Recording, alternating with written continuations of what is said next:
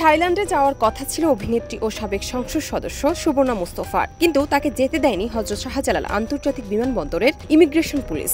সকাল থেকেই শোনা যায় বিমানবন্দর থেকে আটক করা হয়েছে তাকে।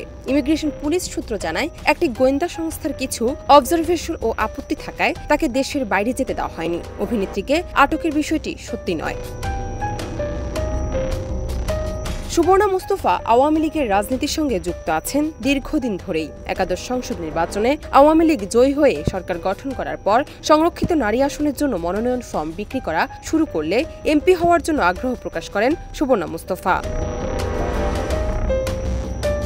পরবর্তীতে তিনি সংরক্ষিত নারী আসনে আওয়ামী লীগের মনোনীত এমপি হন। সুবর্ণা মুস্তফা 2019 থেকে 2024 সাল পর্যন্ত বাংলাদেশ আওয়ামী লীগের হয়ে সংরক্ষিত মহিলা আসন 4-এর প্রতিনিধিত্বকারী প্রাক্তন জাতীয় সংসদ সদস্য।